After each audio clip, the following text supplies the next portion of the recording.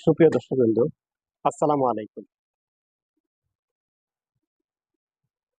আমরা জানবো আজকে ঘরোয়া পদ্ধতিতে জন্ডিসের সুচিকিৎসা।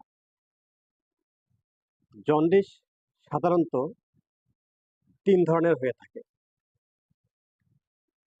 একটা হচ্ছে আপনার জন্মগত, দ্বিতীয়টা হচ্ছে আপনার আ পিত্তথলিতে পিত্তথলি ব্লক হয়ে যাওয়া বা রক্তের জন্ডিসটা। এটা হয় হচ্ছে যে মূলত ৫%, আর ৯৫% হয় হচ্ছে লিভার জন্ডিস। তো আমরা জন্ডিস হলে সাধারণত ঘরোয়াভাবে চিকিৎসা নেই। কবিরাজ বা ফার্মাসিউটিক্যাল বিভিন্নভাবে আমরা চিকিৎসা নিয়ে থাকি। তো সাধারণত আমরা যেটা করি, কবিরাজরা যেটা করে দেখি, তো আমি কবিরাজ বা গ্রাম্য চিকিৎসকদেরকে আমি ছোট করে দেখতেছি না। তারা সাধারণত আপনার মাথায় মালা পরে দেয়, ইভেন হচ্ছে হাতে চুন লাগায় কেমিক্যাল যুক্ত পানি ঢালে। ঢালার কারণে হাতটা হলুদ বর্ণ দেখা যায়। দেখার পরে তখন আমরা বুঝে ফেলি যে না, আমার প্রচুর পরিমাণ জন্ডিস হয়ে গেছে। হুম? তো না, এটা আদৌ সঠিক না। আবার আমরা করি কি, আ দোয়া দরুদ পড়ে হচ্ছে যে ডাবের পানিতে ফু দেই। ফু দিয়ে ডাবের পানি খাওয়াই। তো যাই হোক, এ অনেকগুলি বিভিন্নজন বিভিন্ন মাধ্যম দিয়ে যেটা করেছে। দোয়া যেটা পড়েন এটা ঠিক আছে আলহামদুলিল্লাহ। দোয়াটা কাজে লাগে। বাট আপনার ডাবের পানিটা কোনো জন্ডিসের কোনো উপকারে আসবে না। হ্যাঁ? তো আপনার যেটা দোয়া পড়ে আল্লাহর নাম নিয়ে যেটা দোয়া পড়ে ফু দিবেন এটা কাজে লাগবে। বাট জন্ডিসের পানি কোনো কাজে আসবে না। এবার হচ্ছে পুরা ফার্মাসিউটিক্যাল যদি খাওয়ান আপনি, তাও কোনো কাজে আসবে না জন্ডিসে।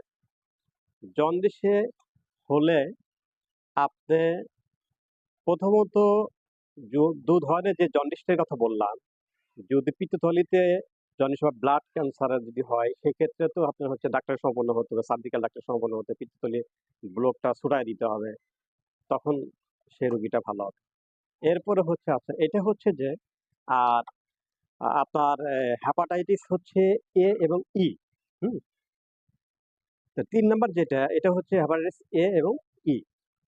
তো এইটা হলে যেটা ৯৫%, এইটা হলে এই যে গ্রাম্য ডাক্তাররা আমরা যেটা করে থাকি যে ওনারা যেটা করে থাকে আরকি, যে মালা পরে দেয়, দিয়ে রাখে বা এই পানি পড়া দেয়, দিয়ে রাখা দেয়। হুম? তো এটাতে কিন্তু দেখা যাচ্ছে যে আপনার ১০ টা রোগী ধরছে, ৯ টাই ভালো হয়ে যাচ্ছে। একটা সমস্যা হয়ে গেছে। একটা কোনটা?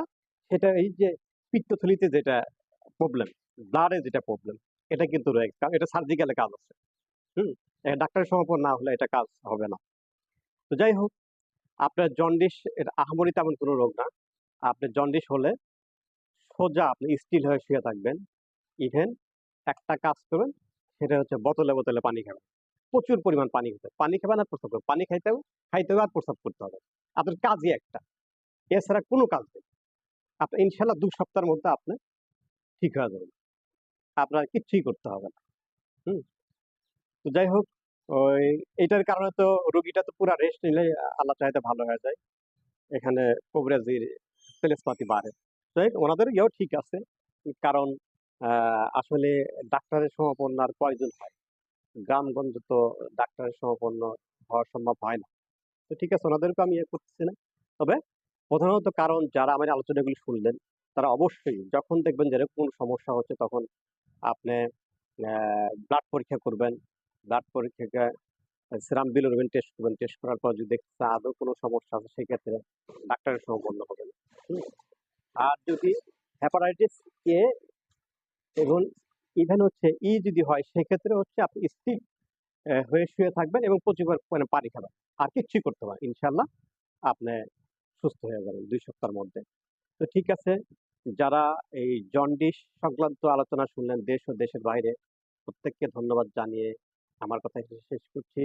আপনারা সবাই জেএডএ টিভিকে সাবস্ক্রাইবার করবেন। ধন্যবাদ।